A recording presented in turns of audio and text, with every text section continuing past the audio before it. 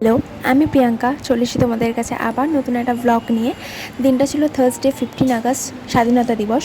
তবে একটা কথা বলতে না আজকে খুব ইচ্ছা করছে, জানি না 2024-এ দাঁড়িয়ে আজ আমরা কতটা স্বাধীন হতে পেরেছি আর কোনোদিনও হতে পারবো কিনা। তবে মা আসতে আর বেশি দিন বাকি নেই, মা আসার আগে এর একটা বিচার হওয়া খুব দরকার। আর কিছু বলার নেই, এটুকুই বললাম।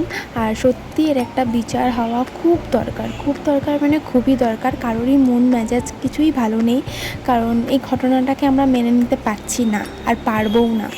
তাই এর জাস্টিস হওয়া খুব দরকার। আর এই যে আমাদের যেহেতু বাচ্চাদের সাথে স্বাধীনতা দিবসটা পালন করতেই হবে, তো সেই সূত্রে আমাদেরকে আজকে স্কুলেও যেতে হয়েছে। তো এখানে তার আগের দিনের একটা ক্লিপ তোমাদের সাথে শেয়ার করছি। আমাদের রুমটা দেখো, বাচ্চাগুলো কত সুন্দর করে সাজিয়েছে গান্ধীজির ছবি দিয়ে, নেতাজি সুভাষচন্দ্র বোসের ছবি দিয়ে, আরও অনেকেই অনেক রকমের ছবি আটকেছে, দেখতেই পাচ্ছ স্বাধীনতা দিবস উপলক্ষে। কত সুন্দর লাগছে না দেখতে ঘরটা।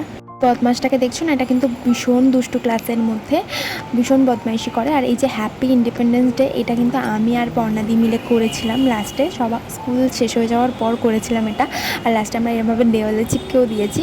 আর এই যে এখানে আজকের অনুষ্ঠান শুরু হবে, ওকে দিয়েই শুরু করেছিলাম, ওকেই বলেছিলাম আজকে অ্যাঙ্কারিংটা করার জন্য। কিন্তু পড়াশোনাও না সত্যিই খুব ভালো, জানো তো, যেরকমই বদমাইশি হোক না কেন ভীষণ পড়াশোনায় ভালো আর খুব ব্রিলিয়ান্ট স্টুডেন্ট। এবার ওদেরই কয়েকজন স্টুডেন্ট মিলে ওরা একটা স্বাধীনতা দিবস উপলক্ষে একটা বক্তব্য দেবে, তোমরা সবাই শোনো।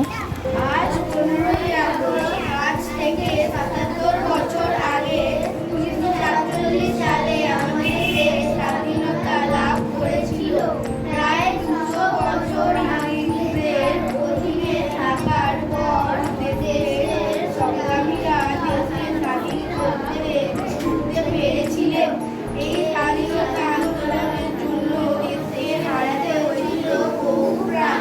সাধারণ মানুষ থেকে আরম্ভ করে অনেক নেতা, যেমন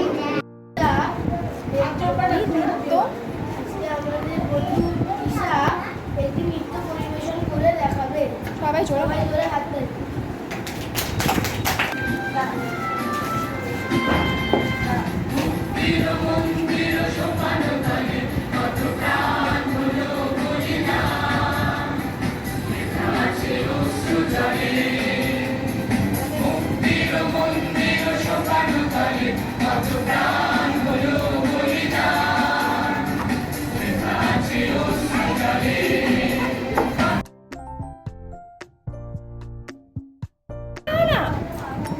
এবার আমাদের বন্ধু শ্রেয়ান দাস একটা আবৃত্তি বলে শোনাবে। সবাই জোরে হাত তালি।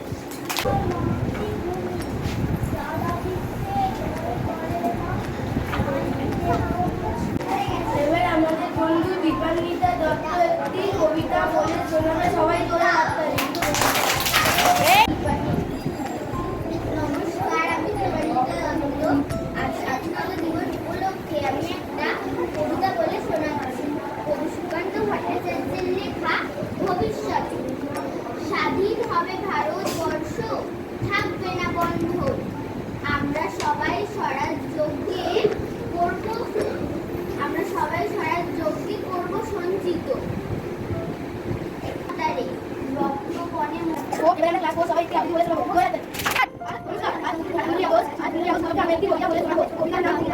রক্তবনে যদি ভুলে যাকে নয়ন দ্বীপ তাদের মিলনে গোলাপে মুঠি মুঠি ঘুমপাড়ানি মাটি টিপি ওই যে দিয়ে রাতে মিঠি দিয়ে আছে মুঠি মুঠি মুঠি খেলার করে ঘুরে পড়ে ফুল কত রাখবারে আর চিঠি ছড়া শুনবো কত।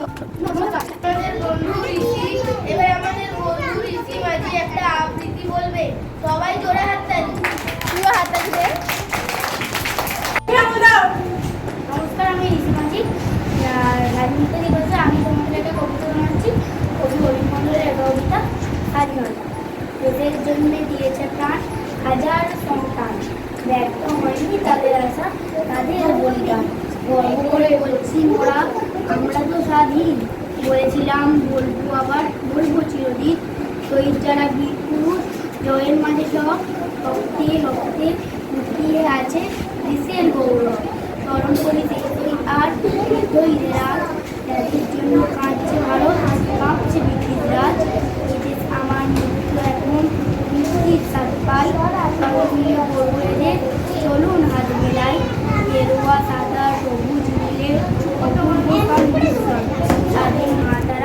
ওদেরকে একটা ছোট্ট ব্রেক দিয়ে আমরা এসেছিলাম চা খেতে, মানে একটা চা ব্রেক নিতে। দেন এখানে দেখছো সবাই কেমন লাল পাড় সাথে শাড়ি পরেছে। এটা হচ্ছে আমাদের সবার প্রিয় তৃপ্তিদি, আমাদের খুব ভালোবাসে। এই যে আমরা এখানে ফটোশ্যুট করার পর এখানে আবার অনুষ্ঠান শুরু হয়ে গেছে। আমরা ধনধান্যে পুষ্পে ভরা অ্যান্ড দেন জাতীয় সঙ্গীত দিয়ে শেষ করব।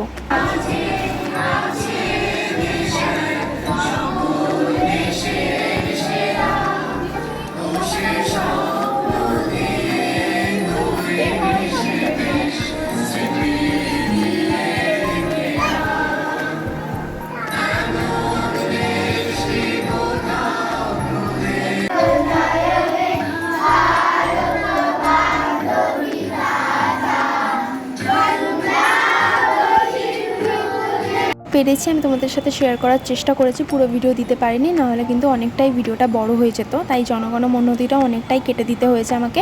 আর এই যে এখানে আমি বাচ্চা দুটোকে নিয়ে ফটো তুলছিলাম, কারণ ওরা খুব সুন্দর সেজে এসেছিলো। বাড়ি এসে খাওয়া দাওয়ার পর এটা বিকালের ভিডিও শেয়ার করছি তোমাদের সাথে। আমার একটা বুধবার ছোট্ট অ্যাক্সিডেন্ট হয়, আর সেই বাড়াবাড়িটা যে আমার এতটা বেশি হয়ে যাবে আমি সত্যি বুঝতে পারিনি। আমি পা ফেলে রাখতে পারছিলাম না, তাই আমি বাধ্য হয়ে বৃহস্পতিবার দিন কাকাকে ডাকি আর টেরেনাসটা নিই, কারণ আমার শনিবার দিন আমার নাচের ক্লাস আছে। আমি ওই পা নিয়েই নাচের ক্লাস গিয়েছিলাম শনিবার।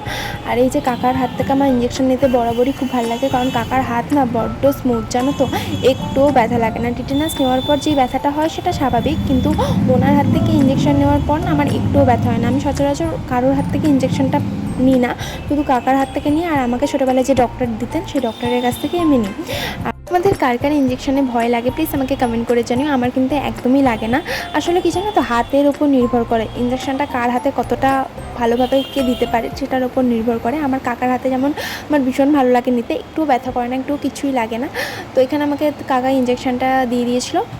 আর এই যে আমার পায়ে সেই ক্ষতটা দেখতে পাচ্ছ, জয়েন্টে হয়েছিল, এটা আমার হাঁটুতে, ঠিক হাঁটুর জয়েন্টে। তো ওই জন্য এতটা বেশি গভীর হয়েছিল না, আর হাতটাও কেটে হাতগুলো ছড়ে গেছিলো।